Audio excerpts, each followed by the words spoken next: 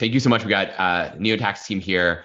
Would love to hear, the core focus is kind of like, what should startups be considering, thinking about, all that when it comes to R&D tax credits. Usually a lot of that focus is sort of in Q1, but also I'm sure there's a lot of work and thinking they should be doing throughout the rest of the year. And so I'd love for Ben and Nicole to walk us through that. I'm sure I'll ask questions during it. Over to the NeoTax team. Thank you. Of course. All right, guys. Well, nice to meet all of you today. As Adam very accurately said, we're going to be giving you some information about the R&D credit, giving you some information about the changes to the R&D tax code for this tax year, or for the 2022 tax year. To begin, I'm Nicole. I am your main point of contact here at NeoTax. I head up our customer success efforts. My colleague Ben is also on the call. I'll let him say hi really quickly, and then we'll dive into the agenda. Yeah, hi everyone. My name is Ben Eaches. I lead the sales team here at NeoTax, and just think of me as another resource to support you and your team. So thanks for having us. Awesome. Well, to begin, what we'll do today is just a quick overview of what is the R&D credit and why does it matter for your team. From there, we'll review qualified activities and expenses, the impact of the tax changes. We call it Section 174. We'll do a really quick overview of the NeoTax platform, and we have saved time at the end for Q&A, and we'll pause after each section as well for any questions or concerns that you all may have. Great. All right. Well, I'll kick us off. And Adam, you made a point there about usually R&D tax credits are done in the first part of the year. This year is markedly different. We're seeing like 70 to 80% of companies have extended because there's a major tax change in effect that we'll talk through today. So I'll give some background about the R&D credit, and I'll talk through the change and how they work together, and NeoTax can help. Kind of. So we learned about this. I learned about this recently. If you have filed the extension, but you filed your taxes, you can do something called a superseding return. If you did not file an extension and you filed your taxes, you're no longer eligible for what's called the payroll tax credit. You can still claim an income tax credit to offset any income tax liability in the future. We'll review that in more detail in a moment. Yeah, the main takeaway is that if you file an extension, you still can claim the R&D tax credit for your payroll tax election. And we'll talk through some of the requirements for the different types of credits available to people. Cool. All right, so the history. So back in the 1980s, Congress saw that large companies were moving their R&D operations offshore, and they wanted to keep those high-paying tech jobs here in the United States, because when you register patents in the US, worldwide sales, you pay royalty back to the US government. So it's a revenue stream for the US. So for 30 years, that credit went relatively unchanged, but it could be only used to offset income tax. So you actually have to have a profit in order to use that credit. So in 2015, Congress realized that small businesses and startups weren't incentivized because they usually operate at a loss. So of course they can't claim an income tax credit, or they can claim it, but they can't use it. So what they did was they extended a tax credit to payroll tax so that you can offset the employer portion of payroll taxes to improve cash flow and reinvest in your business. And then there's come to present day, a major tax change went into effect. In 2017, they passed the Tax Cuts and Jobs Act. Effectively cut the corporate tax rate to 21%. And to fill a budget gap, they required that instead of being able to deduct, so before you could deduct 100% of your R&D spend from revenue and claim loss. We'll go into this a little bit deeply later on. But now, instead of being able to deduct that entire amount, you actually have to capitalize and amortize those expenses over a period of time, which is greatly penalizing to certain companies. So that's the major change that we reference, and we'll talk more about that soon. But I'll kick it over to Nicole to talk more about the credit, and we'll come back to this later on. Perfect. And the way that I like to think about this is you have a coin and you have the R&D credit on one side, which I'll talk about right now. But on the other side, you have R&D capitalization. So while two separate topics, very closely intertwined. I'll start with the credit right now. So when you're thinking about the R&D credit, there are two ways that you can claim it. You have an income tax credit and you have a payroll tax credit. In order to claim the R&D credit as a payroll tax credit, which would offset any payroll tax liability, you have to be what's called under 5 and 5. So under 5 million in gross receipts and under 5 years in business. The way that this one works is you file your taxes in, let's say, Q2, you can begin to claim the credit in Q3. Basically, you have a payroll tax liability. This credit offsets your payroll tax liability. So if your payroll tax liability was $100 or like $25,000, it would offset that amount, and it keeps carrying forward. So I almost think of it like a pot of gold, and you're drawing from it every quarter to offset your payroll tax liability. It carries forward until you're done. It runs out. Yep. Or until the next credit kicks in. That's the hope. Okay. Yep. On the other side, you have the income tax credit. So this one offsets any income tax liability. This is used mostly for companies that are profitable or are outside of the 5 and 5 scope. So in order to qualify for the credit, you have to meet the parameters of this 4-part test. So it has to be an activity that is qualified, which means a new or an improvement to a business process. So this one is typically a net new part to a product, an improvement to an existing feature. There has to be an element of uncertainty and a process of experimentation. Typically, when you're building something new or enhancing something, it meets those 2 parameters. And then the 4th part of the test is it must be technological in nature. So it has to use a hard science like engineering, computer science, biology. It can't be a social science though. So like anthropology, sociology, those wouldn't count. Those types of studies do not count towards the credit. We're happy to help. So we're happy to provide guidance here. Typically, when you're working with like a SaaS startup, when you're working with pharma companies, when you're working with hardware companies, they usually qualify for the 4-part test. The scenarios where it can like enter a gray area is if you're working with a company that, I'll give you guys an example. We were potentially going to work with a customer that was helping like redefine autism care. So autism biological or like therapy. And the way that they were framing their product is they were conducting a study, but they just did the study and it was very anecdotal. It wasn't building a software from it. So they weren't creating a new or an improvement to a business component. They were just gathering research. So typically, like the best way to do it is you start with what are you doing and you make sure that it covers the 4 parts of the test. Sometimes it'll meet 1 element, but not all 4. Perfect. And then there are 4 types of qualified expenses. In order to be a qualified expense, it has to be a domestic expense. Wages, supplies, and cloud costs count towards the amount that you spend, it's 10% of the expense count towards the credit. And then contractor expenses, it's also 6.5% that you can claim. This one is based directly on the amount of time or the amount of spend tied to the wages, the supplies, the cloud expenses, and the contractor fees. And with that, I will ask you guys to almost flip the coin over, and we're going to stop talking about the credit and move into capitalization.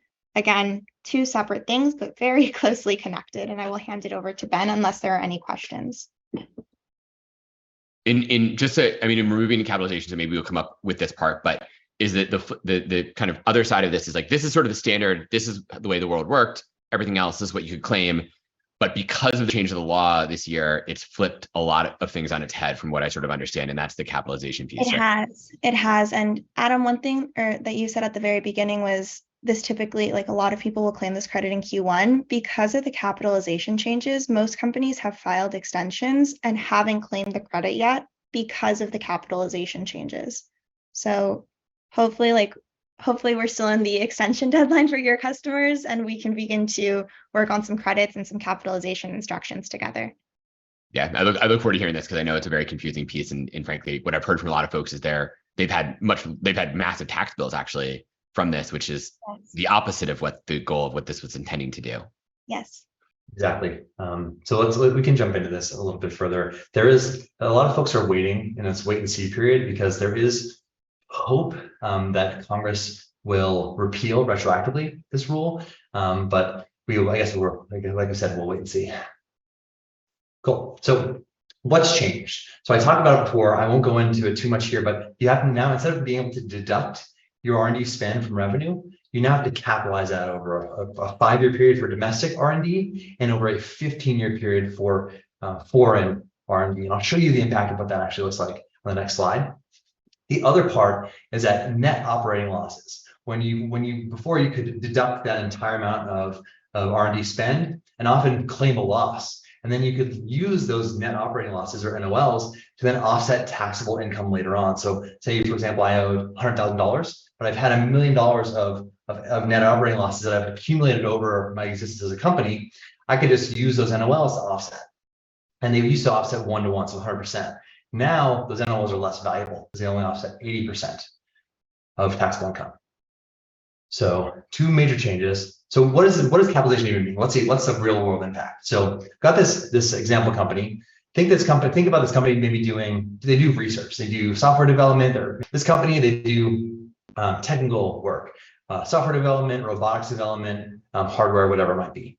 And so they have $1 million in revenue, and this $2 million in spend is for salaries for supplies that go into prototyping. So what that company could do in the past was take this $2 million expenses, subtract it from revenue, and then claim $1 million in losses. So you didn't owe any taxes. So how the world works now with R&D capitalization in place is that same company, $2 million in spend, can deduct just a fraction of what they could in the past. So now, in the first year of this change, you can deduct just $200,000 from revenue, and now you have an $800,000 taxable income. And if you apply a 21% tax rate, you now have a $168,000 tax bill that you weren't expecting because you're operating at a considerable loss. So this is surprising a lot of companies that are in a similar position as this, but also companies that are already profitable. They were expecting a tax bill similar to something last year, maybe a little bit higher if their profits improved, but now the tax bill might be 4x larger. And this is just general for the tax law. This has nothing to do so far with R&D tax credit. This is just the change in the tax law in the first place, and suddenly there's a lot of tax bills that are a lot higher. Exactly. Essentially, the government raised taxes while they claimed to cut it to 21%. In fact, they raised it in some cases. Exactly. Yes. And this is also problematic for companies too, because early stage companies, you don't know what you're going to look like in 5 years. Like 5 years is a really long period of time for an early stage startup. Exactly. There are, if you go on LinkedIn and search Section 174, there is a ton of noise with small business startups that are like small business technology companies that are like, they're raising the alarm about this because a lot of people until very recently didn't even know this was in effect. So we're educating customers, we're helping them deal with this change and also stay compliant while also helping claim the credit to lighten the load, the impact of what the tax change can be for the business. Yeah. So essentially this means, just to kind of restate the point, right? Which is, hey, the company lost $1 million in they not lost, but they spent $1 million essentially venture capital funds, most likely, right? They had to cash somehow, spent $1 million of that. Now they have to spend an extra $168,000 on top of the money they spent, which is going straight to the government, not for work building their business or anything else. It's going straight to the government on top of their already $1 million that they essentially lost or overspent of their VC dollars. There's $168,000 on top they also need to allocate for taxes because of revenue. Exactly, and it's completely unexpected. Yeah, so you didn't plan for it, and now there goes that extra engineer you were going to hire, or other business development work you were planning to grow your business and make a better startup. 100%. That is, Adam, you hit the nail on the head. Cool. Yep. So won't get too deep in this. We can always talk more about this later on or share more resources, but the part here is that Section 41, the expenses that Nicole talked about, wages, contractor expenses, supplies, cloud computing, those things fall under the section and they get you the credit. And then there's a broader section, which is Section 174, which, as you see, encompasses Section 41. This used to be able to, this is a category that could just be deducted. But now you have to think about each of those expenses where you didn't really have to before. And I have to go through the fine-tooth comb and identify which ones get credit and which ones have to be capitalized. And why I bring this up is because NeoTax will, when you go through the process of claiming the credit, it gets you most of the way there to being compliant with this new tax change. And our software can help you do that, which we'll show you shortly. And just to check as well, Ben, I mean, like, what is from what my understanding, there's a lot of companies, not to like do a major compare and contrast with you guys and like other vendors that are out there, but a lot of them don't take this into account. And so they just were doing things the old way. And that actually then suddenly created greater tax liability than companies expected. And it actually, if they didn't do this the right way, it almost didn't make sense to do the R&D tax credit at all. So like walk me through like why you guys noticed this, maybe other companies didn't, or how that worked out for people, and trying to think through whether you do a tax credit, R&D tax credit. Yeah, our leadership team, Ibrahim and Firas, Ibrahim's our CEO and Firas our CTO. They said this change was passed 5 years ago, and there was a 5-year clock for when it would go into effect. And they thought that no one was talking about it. There was too much going on with all that's going on in the world that it wasn't going to get repealed. So they started to build a software solution to address this challenge, and nobody else did. Accountants didn't take it into effect. Everyone just thought that dragged their feet on this. So NeoTax is the only software provider that will help you get the credit and stay compliant with Section 174. If you just claim the credit and you don't take Section 174 into account, you're not complying with IRS regulations and guidelines, but it also could potentially open up for an audit. So it's something that you really have to be careful about. And most of our folks in our space, they say that oh, it's going to get repealed. It's going to be repealed. Don't worry about it. We'll just get the credit. And we want to advise on IRS guidelines that are in place today, not what we think may happen down the road.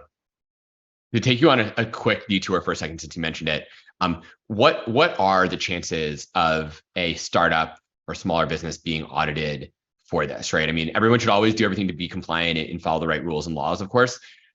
What are, like, especially if you might get this stuff wrong, you don't do it the right way, whatever else, like, what's the level of fear that company should have when it comes to audits? Yeah, I think we call it the audit lottery. Startups typically, they will pick some to be audited unless there's some glaring reason to dig into something, right? So I would say, I can't say definitively, but there's likely less risk than if you're a large company making millions and billions of dollars, right? But if you had claimed credit last year, and for maybe a few years before, and then this year you say, oh, well, R&D capitalization is going to have a negative impact on me, we're not going to claim it. That's a red flag, right? You've clearly changed. You're clearly still doing R&D. What's changed? The tax rule, and you may be trying to circumvent those regulations. So there are certain triggers that the IRS can easily use to determine, well, this company might be doing something that might not be in line with what we recommend. Another quick call out is accountants need to sign off on your tax return. And if they don't do the M1 adjustments at this moment in time, it's not compliant with the tax code. So they could also face a potential fine or a slap on the wrist for not taking those changes into account when submitting your taxes. What's an M1 adjustment? That's the capitalization adjustments. Got it. Yeah, so who's most impacted? We saw the example of the company with $1 million in revenue, $2 million in expenses. Companies that are approaching profitability, that are 2 or 3 years out, that are closing that gap, that might have still a fair amount of R&D expenses, either here in the US or abroad. I've seen a company, Nicole and I have worked with a company that has their founder and co-founder, the CEO and CTO in the United States, and everybody else is abroad developing software. And that company is running at a major loss and is still going to have a tax bill this year because of this change. Completely unexpected. So it comes in all shapes and sizes, but this is generally what we see. And then, of course, if you have a profit already, your tax bill will likely increase, especially if you're investing heavily in R&D. The other scenario that I see quite often on the success side is the point when, like, the expenses and the revenue are about to intersect or they're slightly lower. You typically see an impact from capitalization, and there's typically a tax liability there as well. Perfect. I'll take over now. So we've reviewed the capitalization changes. We reviewed the tax credit. Why are we here? NeoTax is, as Ben mentioned, the only software that is taking the capitalization changes into account. So we provide you with capitalization instructions. We also help you with the credit. And the goal here at the end of the day is to save you time. So typically we see that customers save 10 hours by using NeoTax. I would say that the bulk of the savings comes towards the end of the process, where we're actually preparing the R&D forms for you, where we are preparing the R&D study and the capitalization instructions. What you'll see Ben, I'm sorry, I'm cutting into your tagline here, but what you'll see over the next few weeks as well is we're hoping to optimize the allocation process. So the part where you determine how much time was spent on engineering resources for this project versus that project by creating a Jira, Linear, and GitHub integration that automatically does the allocation for you. So you'll actually see these time savings going up a lot more than they already are. And at the end of the day, we want to make this process as easy as possible for you. So we do provide you with all the tax forms that you need. we provide you with an R&D study and the capitalization instructions. So you'll have a way to make sure that your customers can claim the credit, it's applied to their payroll, it's substantiated with the R&D study. So if there is an audit, they have something in their back pocket to prove like, hey, this credit is valid. And then, as mentioned, we're the only software that is taking capitalization into account. And with that, I will hand it back over to Ben. And if there are any questions, we're also happy to address them. Yeah, I mean, I have one, right? So once again, like, how should I start really thinking about this? So this capitalization is creating now a massive tax. Well, it's not just capitalization, right? The tax law change is creating a massive tax liability, which it sounds like companies can't get around if this is just the new rule, right? If you are a money losing business, right? I'm sure NeoTax is that way. Most startups are that way. That's almost the definition of a startup. It's why you get venture capital, is because you're going to lose money for a long period of time as you're investing in building world-changing technology. So that's just a general change in the tax law, right? That people need to consider. Yes. And the R&D tax credit comes on top, which gets you the credit, but it reduces your liability by a bit, but not nearly as much as it used to. Is that kind of the two key things that companies need to consider right now? Yeah. So I would say those two things. I would also add to your first point, Adam, if you're operating at a point where your expenses far outweigh your revenue, you likely aren't going to have a tax liability, but you do have your NOLs count less. So at the point when you are profitable, you can't take as much of your NOLs in one fell swoop. So there's an impact on that standpoint. The credit will help you extend your runway to some degree because you're offsetting your payroll tax liability despite having to capitalize the expense. Where it really becomes, where I would say the changes to the tax code become problematic is at that intersection where you are profitable or you're very close to nearing profitability, and therefore you have that income tax bill because of capitalization. At that point, it makes sense to figure out like, hey, do we take the payroll tax credit or do we take an income tax credit to offset the amount that we would have to pay in that tax liability? So there's like, again, two sides to one coin. The credit can help you in that point where you have a debt or an income tax liability because of the tax changes. Should startups consider just not doing the R&D tax credit filing? Like, is that, I mean, it sounds like you might get audited if you did it in the past and now suddenly you're not doing it. But should they consider just not doing it? Question number one. And then number two, going back to your point about people all filing extensions, is everyone trying to file extensions because they do hope the government's going to change the law and get rid of this whole capitalization new tax bill? Is that the thesis around waiting? I'll start with question two. It's a little bit easier. So yes, and also if it doesn't change, there isn't like NeoTax is the only software that takes capitalization into account. A lot of accountants don't know how to handle it. So there's this learning curve that also needs to happen to be compliant with the new tax code. That was also a part of why we saw so many extensions filed. Going back to question one, so claiming the credit is optional, but capitalizing your R&D expenses is not optional. So if, for example, you are a tech startup, you're building software, if for one reason or another you didn't claim the credit, you didn't capitalize, but then you get audited, there's that moment in time where it's like, oh shoot, we have to capitalize all of our R&D expenses. We now have to go back and spend money on an accountant. We might have a tax liability and we didn't claim the credit. So it's like, you don't have to claim the credit, but you do have to capitalize the expenses for this particular tax year. So then you might as well also claim the credit because that offsets some of that. So it's sort of, it's essentially, to bring it all together, they kind of go hand in hand. Yes, two sides to one coin. Yeah. Okay. Makes a ton of sense. I want to give people a few other minutes if they have questions too, since I've asked a lot. If not, really quick question for you, Nicole, as well, which is, if I recall when I was looking at NeoTax's software, you guys have a free, I think maybe it's free, I'm not sure how you guys charge for it, but like people can you go into your software and actually put in some basic numbers and metrics and see what it looks like their capitalization might look like, what their credit might look like without having to go through the entire process. It's almost just like, I want to get an idea, essentially almost like a calculator of things. Is that accurate still? Yeah, we have an estimator. You plug in your expenses, I haven't used the estimator in a while. So you plug in expenses, you plug in revenue, and then you say like approximately what % of your R&D spend was domestic versus foreign and what is qualified versus not. And then you'll have an estimate of what is your credit and also what is your potential tax liability. So Yeah, yes, so and that's free for people to sign up for if they want to, if they just want to try it out. yes. That's great. So like we could do that on behalf of our clients. Our clients could log in and just do a test. And then they share that with their, either they sign up for NeoTax, of course, or they share that with their accountant to be like, hey, like this looks like something you should be paying attention to. Yeah, we're finding that not so much now, but when we started talking to customers and prospects, nobody knew about the Section 174 changes and the capitalization changes, which then caused the extensions to come in. So that's what we're seeing now. Awesome. Well, thank you so much. I really appreciate it. Really appreciate both of you.